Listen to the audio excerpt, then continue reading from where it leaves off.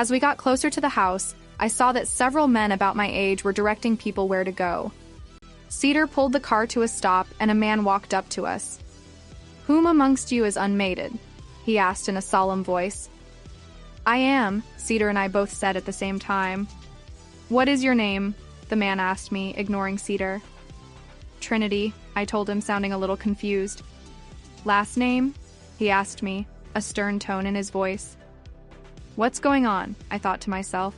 After all, I was the only pack member named Trinity. "Witten," I told him, now feeling annoyed. The man jolted in surprise when he heard my name. Maybe he knows my family's legacy. "Miss Witten, you are in group number 3, the man said. "You will be having your one-on-one and group meetings with the Alpha at the gathering in 2 months' time, if he has yet to find a mate by then. Please, use this time to mingle with the other pack members." I had no idea whatsoever what he was talking about, but I nodded my head anyway. "You may go," the man said, and Cedar drove to the indicated parking space. We followed the lights further up the path. Soon, we came to a huge stone mansion. It looked like it had been there since the start of the 1900s, but had been beautifully restored and well-maintained over time. It was easily 30,000 square feet, if not more. The place was massive. I could even see a tower sticking up on the roof like it was a castle. "This is like a whole different world," I muttered to myself. Cedar nodded in agreement. The gathering was being held outside. That was fine with me. I was overwhelmed just looking at that house. Actually going inside it would be too much. There was a dance floor set up among all the dazzling lights. A beautifully decorated, yet somewhat tacky, screened tent was where all the food for the evening was being held.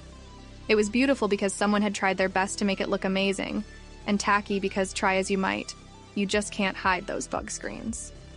The gathering was apparently a buffet-style dinner, where we would all mingle and talk. Granted, the food did smell very delicious, but I just wanted to go home already. The party, as everyone around me was calling it, was just getting into full swing. Juniper was dragging me around to all her friends to introduce me. Most of them looked at me with pity. Maybe they wanted to be friends, but they knew the stink that came with my family name, and as such decided to avoid me altogether. Some even sneered at me, and one angry man asked why I had bothered showing up. I didn't even pay attention to him. I had better things to do with my life than please the pack. After the last of Juniper's introductions failed, she held me close. "I'm so sorry, Trin."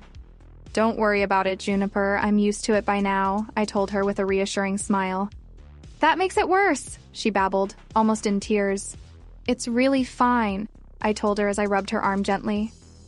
"I'm going to give them a piece of my mind, and you can't stop me," she said, and hurried away.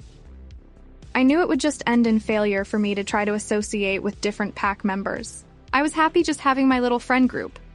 It was more than I ever thought I would have. Besides, I didn't want to join the party. Everyone here hates me anyway, I wondered to myself. Not to mention Juniper would have more fun with Paul and her other friends if I wasn't around. An idea came to my head. What if I snuck out while nobody was paying attention to me? I could just stay out of everyone's way. Grandfather would never know. It was a win-win. The instant I turned around to leave, I caught a trace of that dangerous scent from earlier. Whoever that scent belonged to, he was here, and I definitely did not want to see him. I ducked under the string of lights and followed the line of trees a little further into the forest.